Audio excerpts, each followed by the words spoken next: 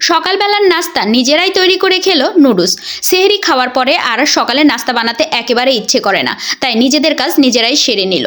সারাদিন রোজা রাখার পর ইফতারি করার পর কি রান্না করব ভালো লাগছিল না, তো পরে মনে হলো যে লাউ রান্না করি। লাউ সারাদিন রোজা রাখার পরে লাউ খাওয়া যায় যদি, তাহলে আসলেও অনেক ভালো হয় আর তা পেটের জন্য অনেক ভালো। তাই আজকে আমি লাউ দিয়ে ডিম রান্না করে ফেললাম আর ডিমগুলোও ভাজি করে নিলাম।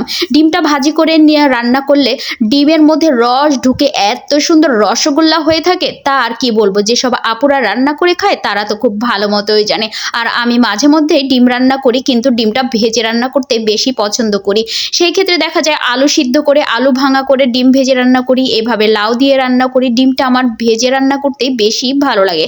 তবে মাঝে মধ্যে আমি ডিম সিদ্ধ করেও রান্না করি, কিন্তু ওটার থেকে এটাই আমার বেশি ফেভার করে। তো লাউটা এই তো আমার মোটামুটি কষানো হয়ে গেল, লাউ থেকে পানি ছেড়ে দিছে। লাউটা আর একটু কষিয়ে নিব।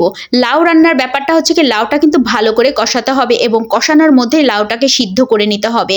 লাউটাকে আবার পানি দিয়ে সিদ্ধ করলে সেটা আবার ভালো লাগে না। কিছু কিছু সবজি আছে যেগুলো কষানোর মধ্যেই সিদ্ধ করে নিতে হয়।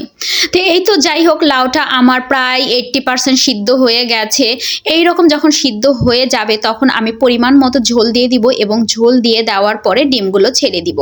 ডিমগুলো যেহেতু লবণ দিয়ে ভেজে নিয়েছি, জাস্ট খেলে ওর মধ্যে ঝোল ঢুকলেই সেই মজা লাগবে। আর লাউ দিয়ে ডিম কি বলবো। আল্লাহ যদি রিজিকে রাখে তাহলে আজকে এই লাউ এর তরকারি দিয়ে আমি তৃপ্তি করে ভাত খাবো ইনশাল্লাহ। তো রোজা রমজানের দিন বন্ধুরা, আপনারা সবাই ভালো থাকবেন আর পারতপক্ষে এই ধরনের সবজি খাবেন। এই লাউ কিন্তু অনেক উপকারী খাবার, সেটা আমরা সবাই খুব ভালো জানি। আর এটা পেটের জন্য অনেক ভালো। লাউ একটা ঠান্ডার সবজি। গ্রামে গঞ্জেও কিন্তু আগে মানুষ বলতো পেটের সমস্যা হলে লাউ তরকারি খেতে দিত কিংবা লাউ সিদ্ধ খেতে দিত। এই তো ডিমগুলো আমি ঢেলে দিলাম আর কিছুক্ষণ নাড়াচাড়া করে ঝোল দিয়ে এটাকে নামিয়ে ফেলবো। সারাদিন রোজা রেখে ইফতারির পরে এত ইফতারি বানানোর পরে রান্না করার আর একদম এনার্জি থাকে না। রান্নাটা পারতপক্ষে বিকালের মধ্যে যদি সেরে নেওয়া যায় সব থেকে বেশি ভালো হয়। তা আমিও চেষ্টা করি বিকালের মধ্যে সেরে নেওয়ার জন্য, কিন্তু সব সময় পেরে উঠি না।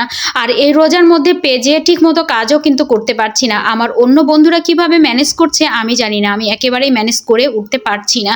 তাই লং ভিডিওগুলোও তৈরি করতে পারছি না, দিতে পারছি না। আমার তো পেজের অবস্থা একেবারে রেড রেড রেড হয়ে গেছে। দেখি লাউ খেয়ে একটু গ্রিন হয় কিনা, আল্লাহ ভরসা। যাই হোক, আমার লাউটা কষানো হয়ে গেছে। এই তো তরকারিটাও মোটামুটি হয়ে গেছে। এখন আর কিছুক্ষণ নাড়াচাড়া করে একটু জিরার গুঁড়া দিব আর ধনিয়া পাতা দিব, দিয়ে নামিয়ে ফেলবো। তো বন্ধুরা, আপনারা সবাই ভালো থাকবেন, সুস্থ থাকবেন। রোজার মধ্যে ভাজা পোড়া পারতপক্ষে সবাই কম খাবেন, কিন্তু আল্লাহর একটা রহমত, এই রোজার মাসে কিন্তু আমরা ভাজা পোড়া খাচ্ছি, তারপরেও সুস্থ আছি। এই তো প্রিয় বন্ধুরা, সবাই ভালো থাকবেন। আল্লাহ হাফেজ।